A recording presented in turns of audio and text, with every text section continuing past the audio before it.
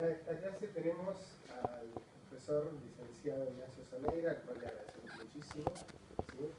Que justamente es profesor en artes visuales y licenciado en filosofía de la UBA, si mal no me acuerdo bien el currículum, y además como profesor en la UBA y en el IUNA, el Instituto Universitario Nacional del Arte. Para nosotros la verdad que nos va a abrir muchísimo la cabeza, y con esta concepción que tenemos de la patología mental y del conocimiento y el acceso al conocimiento, más allá de los referentes que uno conoce, poder abrir los temas a muchísimas más cosas. Y cuando se lo propuse, realmente reinteresado. Mil gracias, en serio, más allá de que los conocemos por otro lado. En serio, muchísimas gracias con todo el auditorio de lo que sería parte de la salud mental: psiquiatra, psicólogo, trabajador social, y bueno, muchos más que faltan. Y desde ya poder agregar todo lo que es de arte, para nosotros es un golazo.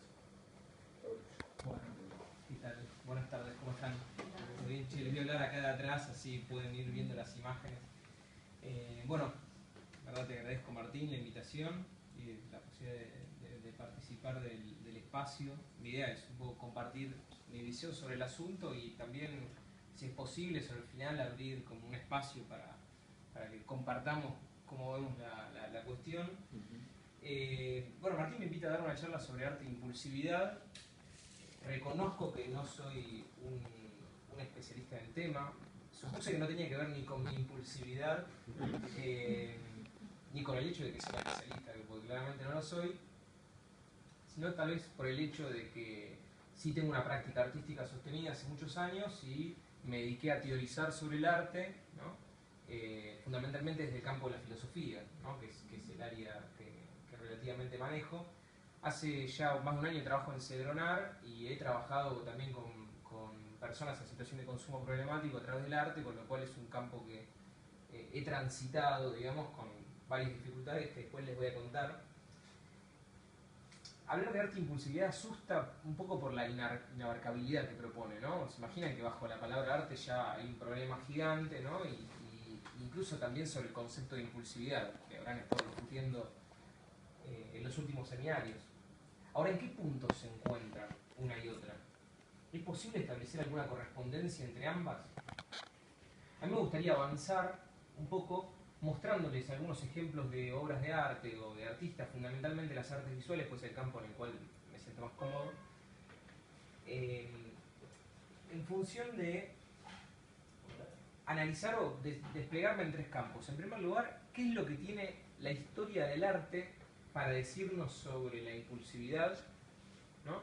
En segundo lugar, pensar una cuestión que tal vez los que vienen del campo de la psiquiatría lo han pensado, que es interesante, se ha escrito muchísimo sobre el tema, que es si la locura o la impulsividad como un trastorno puede ser fuente de la creación artística o no.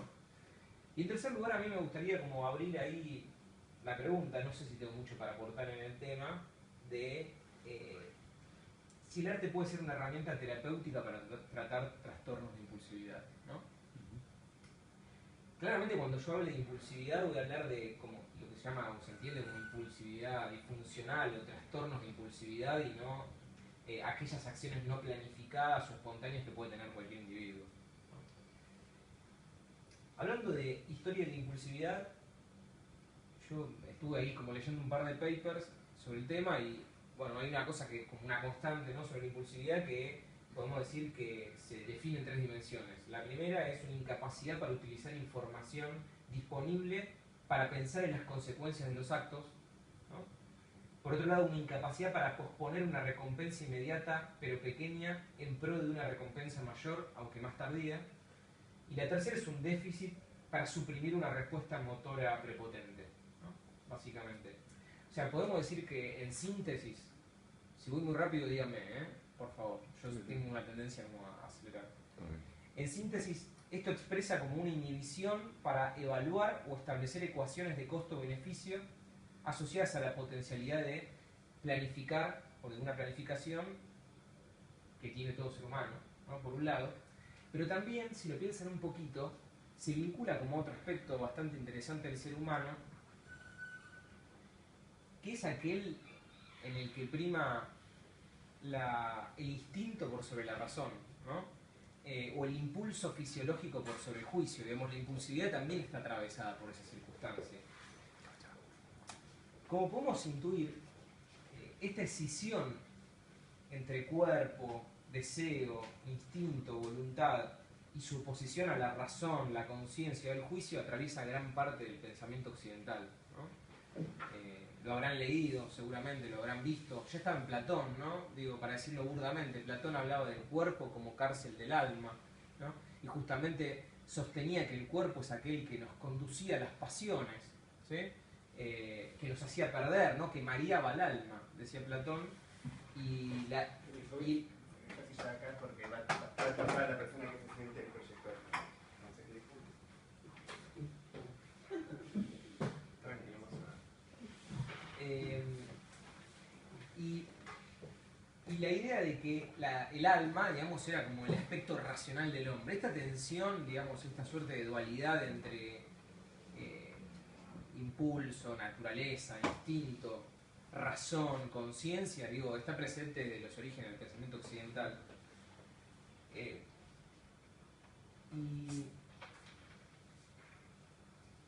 Y está presente también en la tragedia griega, ¿sí? No hace falta explorar mucho para encontrarse con que está presente en casi toda la tragedia griega. Le pongo unos ejemplos. Medea de Eurípides propone una persona consciente de los males que iba a cometer, pero cuyos impulsos eran más fuertes que sus razonamientos, ¿no? En el Ajax de Sófocles se presenta un personaje que no podía controlar su impulso y que finalmente provoca su propia muerte. Incluso el impulso pasional de Fedra por su hijastro Policastro lo llevará a la muerte. Incluso se pueden acordar de Edipo arrancándose los ojos, ¿no? Todas acciones impulsivas donde constantemente prima esa tensión entre lo racional y el instinto, ¿no? y lo pasional. Esta idea va a tener su herencia o su traducción en la Edad Media, donde del lado del cuerpo va a aparecer el pecado, ¿no? Y del lado de la inhibición, la conducta racional ajustada a la moral. Y nosotros la vamos a heredar también, ¿no? Esto va a estar muy presente en nuestra vida cotidiana, donde queremos controlar nuestras pasiones, ¿no? Donde a veces aparecen frases como me sale la fiera de adentro, ¿no? Esta cosa de como que uno conviviría entre lo animal y lo racional y podría ponerle coto al instinto, ¿no? Al animal, al impulso. Bueno, un ejemplo que me pareció interesante para traer es esta obra, ¿no? Que es una obra de Tiziano, La violación de Lucrecia, donde se muestra un interesante ejemplo de un acto impulsivo, ¿no? Donde el instinto, la pasión, opera por sobre las consecuencias morales o legales que puede tener el hecho. Otro ejemplo que recién comentaba el compañero es el de Caravaggio, ¿no? Si hacemos una historia. Caravaggio vemos un ejemplo interesante de un tipo que tenía como constantes trastornos vinculados a la violencia, a la impulsividad, ¿no? Caravaggio se lo acusa de 2 asesinatos, ¿sí? Revueltas en las que peleaba, ¿no? Hasta casi matar al adversario o a la persona que se le ponía delante, ¿sí? Ratos como desenfrenados de violencia, pero a la vez era un pintor meticuloso, ¿no? Les muestro obras como Judith cortando la cabeza de Holofernes. Acá, fíjense, en esta obra pasan 2 cosas para mí.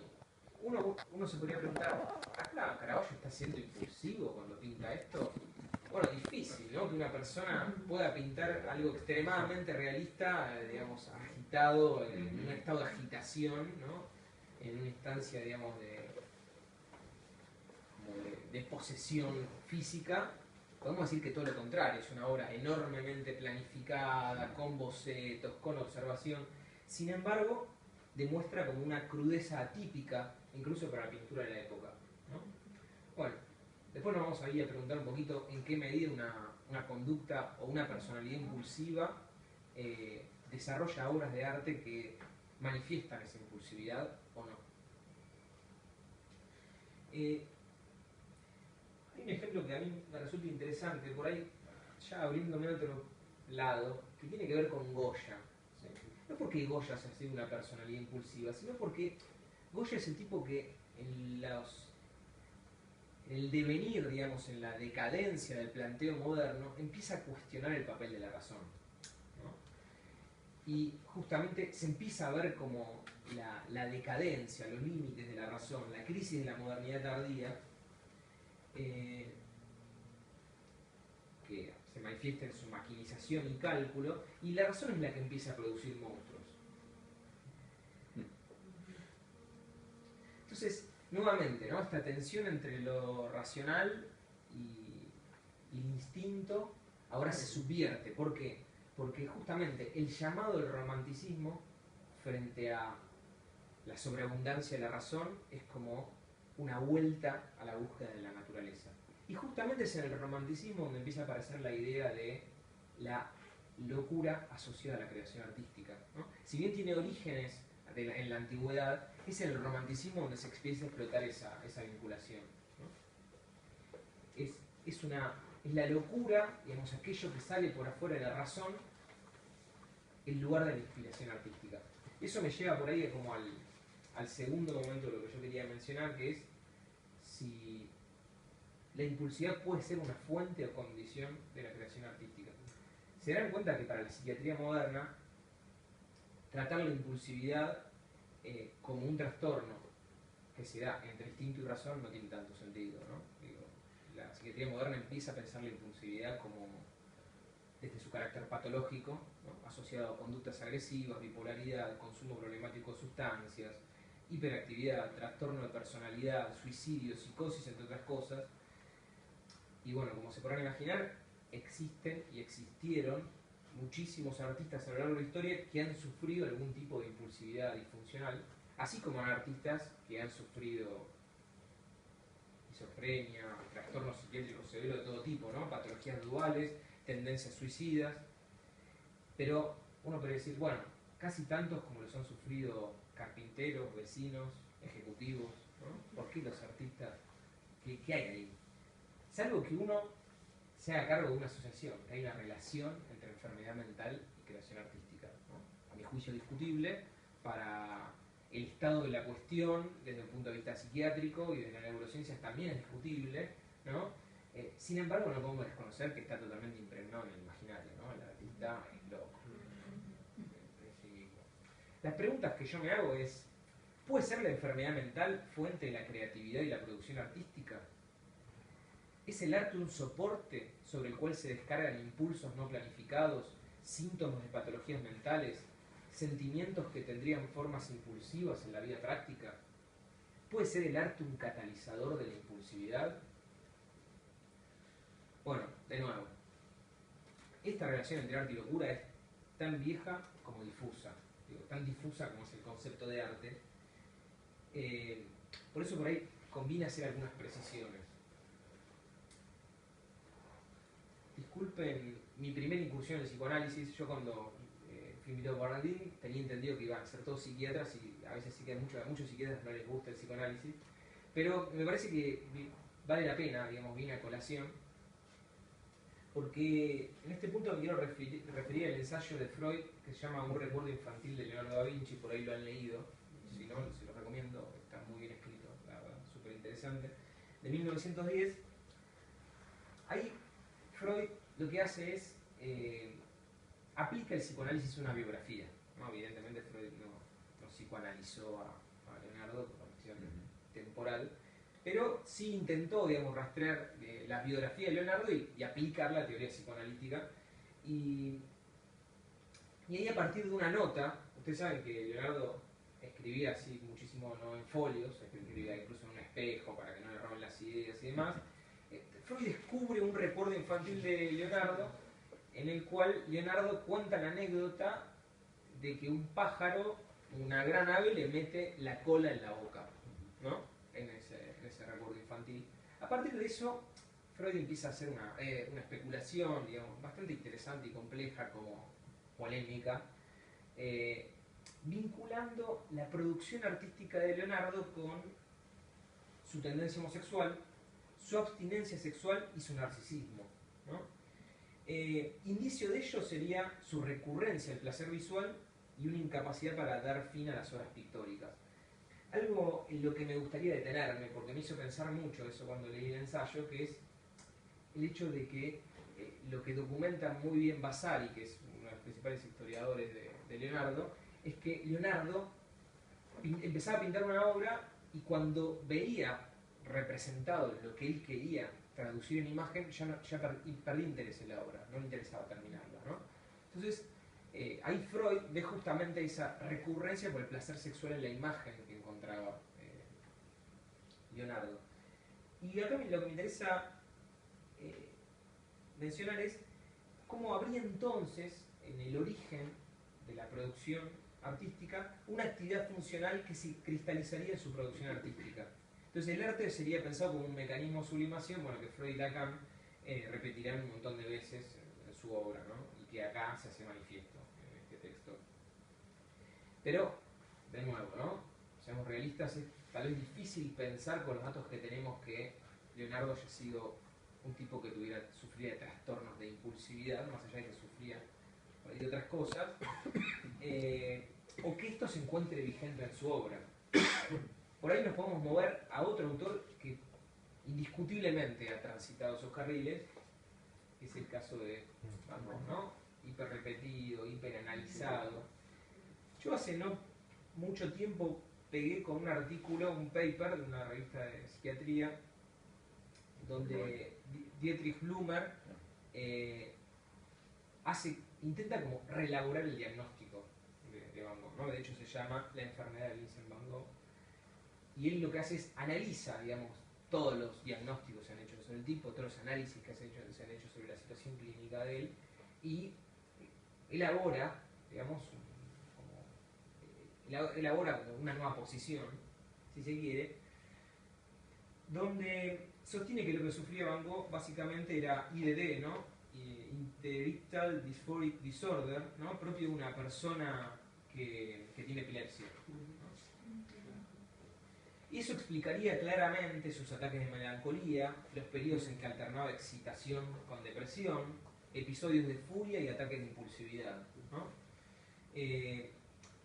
Recordemos que, entre otras cosas, que Van Gogh protagonizó numerosos ataques violentos, ¿no? Espontáneos, entre ellos uno muy famoso contra su amigo Gauguin, en el cual, bueno, se dio un difuso episodio en el cual Gauguin sostiene que Van Gogh lo quiso matar, ¿no? Lo quiso asesinar, y bueno, como consecuencia de ello Van Gogh se habría cortado la oreja. Hay un estudio reciente que sostiene que no, que en el acto de defensa Gauguin le cortó la oreja, ¿no? Con un cuchillo.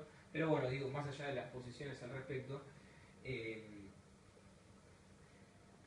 se sostiene esta idea.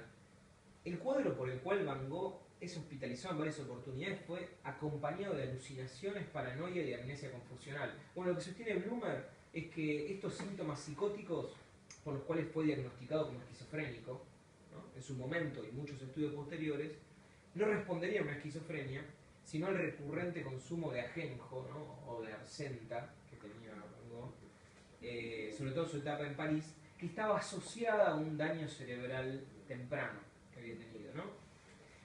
Entonces, de nuevo, su pendulación entre la entrañable manifestación de afecto hacia sus cercanos, tenía una gran tendencia a hablar y cuando escribía cartas larguísimas, y esos impulsos episódicos violentos de manifestación son comunes en pacientes epilépticos, y también una combinación polar entre una hipersociabilidad caritativa, hiperreligiosa y el aislamiento, ¿no? De esto hay muchísima documentación también. Incluso su suicidio, ¿no? Del cual tanto se ha hablado, no fue un acto planificado, ¿no? Sino la consecuencia de un impulso momentáneo que se dio como consecuencia de haber leído una carta de su hermano, en la que decía que digamos, se ponía en tensión su relación, ¿no? Pero, de nuevo, más allá de las precisiones, ¿en qué medida podemos sostener que este diagnóstico, ahora que podemos saber o intuir o apoyar a Blumer, decir que Van Gogh en verdad era epiléptico, o su impulsividad sintomática forman parte de su obra? ¿En qué medida esta patología aparece en su obra, ¿no? O tendríamos que disociar su producción artística de aquello que a Van Gogh le pasaba, ¿no? Me gustaría resaltar una serie de datos. Luego de su internación en Auxerre, sumido en una profunda depresión, con raptos eufóricos momentáneos, Van Gogh hizo 70 pinturas y 30 dibujos en 70 días. Uno de ellos, su última pintura conocida, Trigueros con cuervos, ¿no? Fíjense el contraste. Digo, en primer lugar, hay varias cosas para analizar acá, no me voy a detener mucho, pero en primer lugar, la velocidad de la factura, ¿no? La impronta manifiesta física del hecho de pintar, ¿no? Fíjense cómo se hace presente en la marca, en la pincelada, en la densidad, ¿no?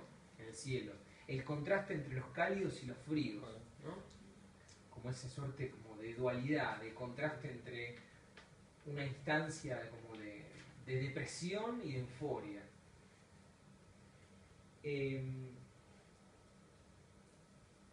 Incluso en otra internación, Van Gogh, usted si se pone a pensar, digamos, gran parte de la obra de Van Gogh eran pintar en exteriores, ¿no? Él miraba cosas de naturaleza y las pintaba.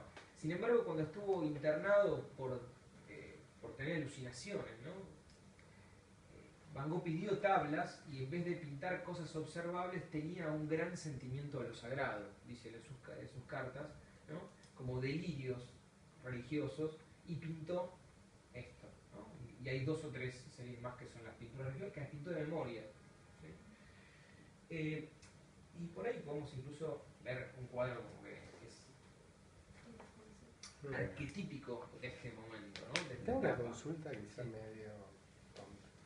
En el anterior le habías pasado el tipo así de pincelada que vos hacías referencia en relación con el que viene después, ese Piedad, que no sé si por la foto que es como totalmente cambiante, ahí no ves la pincelada tan cortita, tan, no sé qué adjetivo se le pone a esa forma de expresión. Sí, digamos, desde la historia del arte esto se visualiza como un paso del impresionismo de Van Gogh hacia su carácter expresionista, ¿no? Pero ahí yo lo que estoy sugiriendo, digamos, o sea, sin jugarme para nada, es como que en la aparición de la pincelada también se manifiesta un rasgo físico, ¿no? Que tiene que ver con la velocidad de la factura, con el más agresivo, ¿no? Exactamente. Claro. Ahora voy a profundizar un poquito más con otros pintores contemporáneos.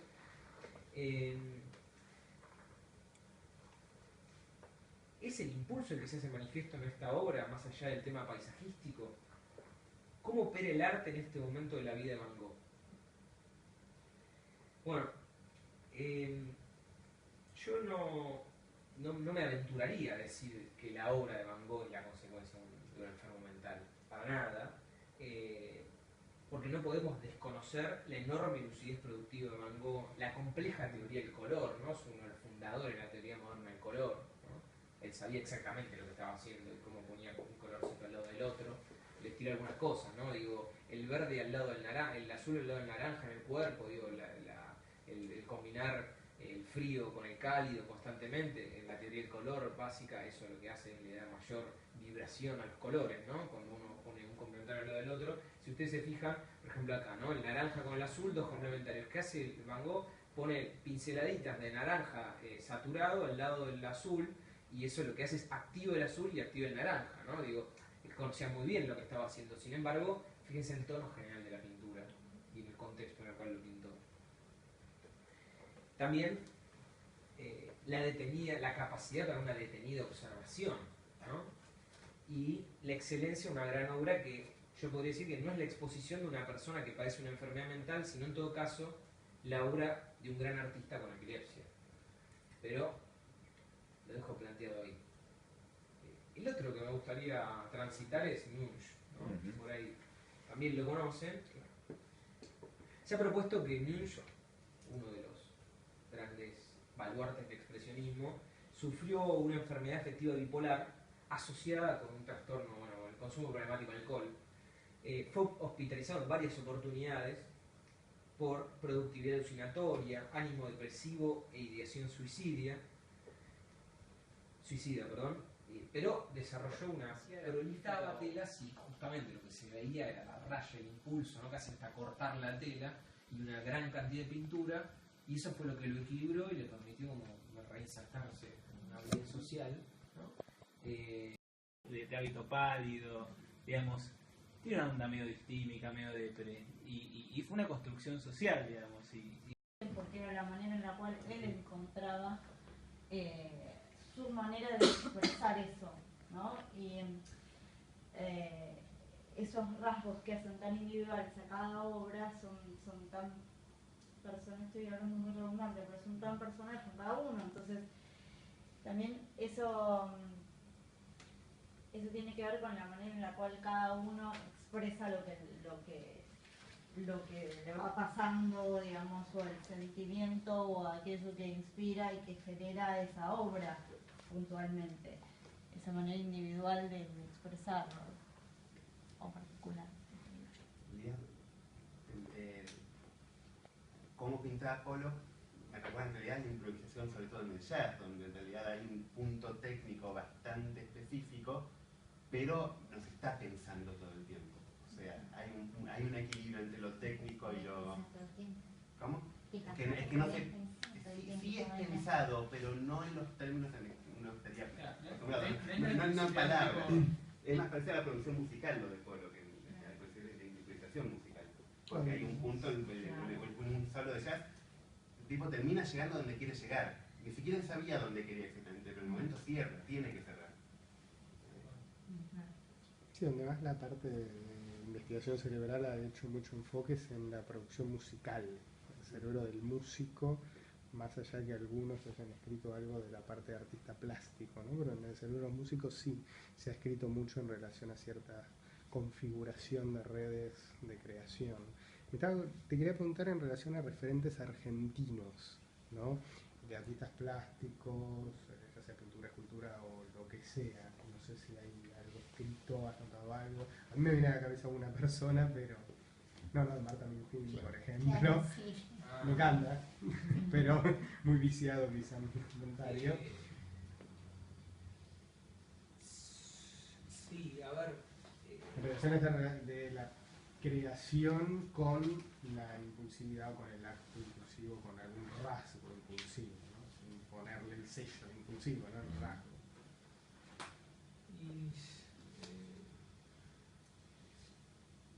No sabría ver si se ve, o sea, se me ocurren cosas como algo de Macedonio Fernández, ¿no? En algún momento de la literatura.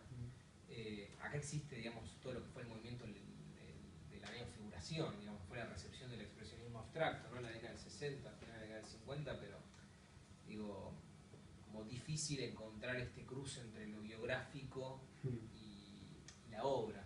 Digo, porque uno puede encontrar muchísimas obras que parezcan la manifestación de un impulso. Sin embargo, digamos, cuando uno analiza el contexto y ve que más o menos todos los pintores están pintando lo mismo, entonces es que no era el impulso de un individuo. Sí, o más de para generar en el otro una imagen, por ejemplo en el pop art, o mismo en algunas cosas como algo bestial, decir, fíjate esto mismo en muchas imágenes de revoluciones o de murales, ¿no? Eso ya no sería dentro de este contexto. No, claro, no. El muralismo sí algo que tiene justamente su necesaria planificación, ¿no? Justamente por cómo valerse del espacio. Pero sí, no me vienen ahora, pero debe haber muchísimo, digamos, dentro del campo local. Hubo una época en la que aparece, digamos, con mucha fuerza esta idea, que es justamente en la década del 60, cuando se empieza como a disputar una concepción, un imaginario sobre el arte y un poco se abren las fronteras, ¿no? Después como una tradición más vinculada a la discusión entre realismo y abstracción, se empiezan como a abrir todas las fronteras exploratorias, donde aparece el cuerpo, donde aparece el concepto.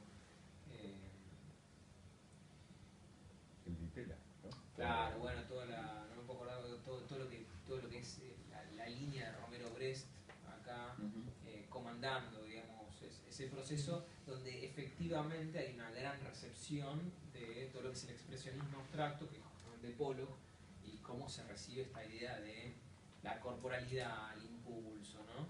Pero bueno, de nuevo, o sea, cuando tenés 50 tipos que están pintando lo mismo, no es la manifestación del impulso, sino que es una moda. Y entonces estás tratando de ver cómo lo lográs, y a mí me parece, bueno, que dentro de eso sí hay tipos que se destacan, ¿no? Por ejemplo, De la Vega, me parece que es un pintor que, dentro de lo que es el expresionismo abstracto, esa primera etapa de los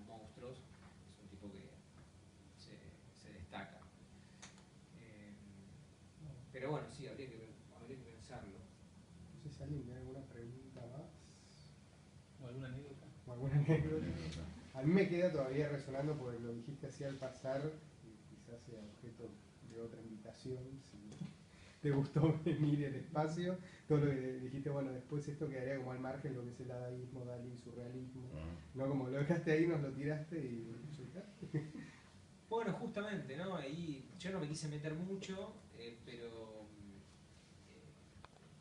frente al contexto de crisis de la razón, ¿no? Que se manifiestan como en diferentes ámbitos y dura mucho tiempo y que también está muy vinculado al plano de las ideas filosóficas, ¿no? Como yo creo que mencioné a Nietzsche, ¿no? Esta vuelta al cuerpo, hablé incluso de la fisiología del arte, la recepción de Nietzsche a principios del siglo XX, también se vincula como una apertura en el campo de las artes visuales y del arte en general, y de ahí tiene mucho que ver, ¿no? La aparición del dadaísmo, el surrealismo, y el surrealismo como esa forma artística que intenta explorar el campo de lo inconsciente, digamos, de lo que no podemos dominar por medio de los procesos inhibitorios, ¿no? Digamos, justamente. Y ahí aparecen cosas súper interesantes, ¿no? Dalí poniéndose el despertador cada 3 minutos para poder despertarse en la mitad de un sueño, poder recordarlo y dibujarlo, pero digo, también como uno con enorme sospecha de que Dalí no pintaba sus sueños, sino que sabía totalmente el imaginario que estaba construyendo, ¿no? Pero bueno, ahí hay intentos del dadaísmo, ¿no? El cadáver exquisito, esa cosa de dejar que a veces el azar prime por sobre la organización previa. Pero sí, es como un campo a explorar, ¿no? El mundo del sueño como origen, como fuente de la creación artística, ¿no? O el plano del inconsciente como origen de la creación artística. En el caso de que asumamos que exista, ¿no? Pero el inconsciente. Sí, tuve la oportunidad de ver una obra dadaísta bizarrísima. Una vez, de pura casualidad, vi una obra, no entendí una palabra porque un poco iba por ahí, pero tenía sentido. Y fue una experiencia espectacular, ¿no? Y tiene que ver con esta improvisación. Ya, es una improvisación no tan improvisada, porque evidentemente hay un código de lenguaje que nunca pude entender, pero que pude comprender que por algún lugar iba, y es una experiencia impresionante. Sin tener que los códigos que uno esperaba de una obra, no sabía de dónde me metía, digamos, ¿no? Claro. Tienen la oportunidad, aprovechenla. Y bueno, te agradecemos la verdad. Mil gracias, un honor, en serio, y bueno, quizás lo volvamos a llamar. Cuando quieran. No es mi campo justamente, pero bueno, interesante transitarlo y discutirlo.